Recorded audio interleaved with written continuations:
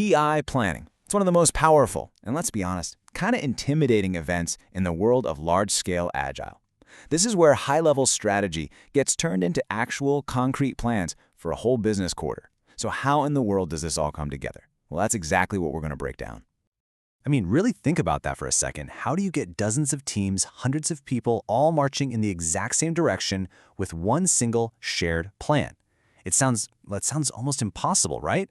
And that is precisely the problem that PI planning was designed to solve. So here's our game plan. First, we'll cover what PI planning even is. Then we'll look at day one, which is all about setting the stage. From there, we'll dive into the real nuts and bolts, the planning engine itself. And finally, we'll see how it all wraps up with a shared commitment from everyone. All right, first things first, what exactly is this event? At its core, PI planning is the literal heartbeat of what's called an agile release train, which, is really just a fancy way of saying a team of agile teams. It's the one big recurring event that keeps the entire group perfectly in sync and chugging along together. Okay, so here's the more official definition. It's a big, structured, multi-day workshop, usually 2 or 3 days long. And the whole point, the single goal, is to get every single person, developers, product managers, even senior leadership, to emerge with one shared plan for the next program increment, which is typically about 3 months of work. Now, let's dive into how it all kicks off. You might think day one is just teams jumping straight into making plans, but nope.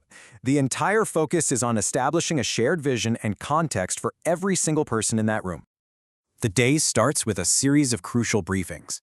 First, leadership provides the business context, the big why. Then, product management presents the product vision, the what, including the top features they want to see built. After that, you get the architecture vision, the technical how. And finally, the release train engineer, RTE, walks everyone through the logistics of the event itself. And this right here, this is an absolutely critical distinction. The features presented at the beginning are aspirational. They're a wish list of what we want to achieve. The whole goal of PI planning is to turn that list into a set of committed objectives, a realistic plan based on what the development teams know they will achieve.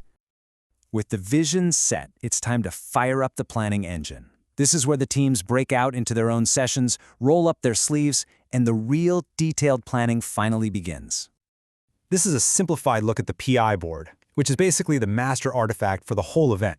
You've got your teams on the left and the different sprints or iterations across the top. As teams populate this board, you can literally see the plan taking shape. And that red line? That's a dependency. On a physical board, it's often a piece of red string. And it's not just a note. It's a trigger for a critical conversation that has to happen between those two teams, right there in the room. So what are the teams actually doing in these breakouts? Well, they're taking those big features and breaking them down into smaller user stories. They estimate the effort for each story using story points, which is a relative measure of complexity. Then they map these stories into the different iterations, all while planning against their known team capacity, which accounts for stuff like holidays and time off. Now, this isn't a one-shot deal. The planning happens in cycles. At the end of each day, the teams present their draft plans. This is a super important checkpoint to get feedback from stakeholders and other teams and to surface any major risks or roadblocks as early as possible. And get this, while the teams are planning, the leaders are also working. Every evening, management has a problem-solving session to tackle the roadblocks that the teams raised. This is what servant leadership looks like in practice. It ensures that when teams come back the next morning, their biggest blockers are already being dealt with. Okay, let's jump to the final day and see how this all comes together. Day 3 is all about taking those draft plans, locking them in, and getting a firm commitment from absolutely everyone. The first step in finalizing the plan is for each team to create their PI objectives. Now, these aren't just a list of techie user stories. They are high-level, business-friendly summaries of the value each team plans to deliver. It makes the plan understandable to everybody, especially the non-technical folks. And to manage expectations, objectives are split into 2 types. You have your committed objectives. This is the team's promise, the work they're confident they can deliver. But you also have uncommitted objectives. This is important work the team will try to do, but they're basically saying, hey, we have low confidence in this one because of risks or dependencies, so no promises. It's all about honesty and transparency. Before any final commitments are made, all the program-level risks have to be addressed. This is done using a Rome board. Every risk is discussed and then categorized. Is it R, resolved, meaning it's no longer an issue? Is it owned by someone who will manage it? Is it accepted, meaning we just have to live with it? Or is it mitigated, meaning we have a plan to reduce its impact? And this brings us to the climax of the entire 3-day event, the confidence vote.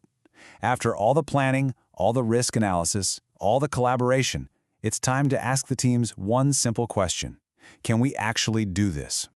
Each team votes on a scale of 1 to 5, usually just by holding up their fingers. A fist or a 1 means I have no confidence, while a 5 means I have very high confidence. This isn't just a simple yes or no, it's a real measure of their belief in the plan they all just created. In a low confidence vote, it has real consequences. If the overall confidence is low, the plan is not accepted. It's back to the drawing board. The teams have to rework their plans, maybe adjust the scope, or resolve issues until they can honestly vote with a higher level of confidence. Commitment is everything. The very last thing that happens is a retrospective. But this isn't about the work, it's about the planning event itself. What went well? What could be better next time? This commitment to constantly improving the process is baked right in. So when you see this entire process laid out, from a high-level vision all the way down to a voted-on commitment, it really makes you wonder, doesn't it? Could this level of intense, structured, and synchronized planning be the very thing that transforms your organization's biggest goals into a tangible reality?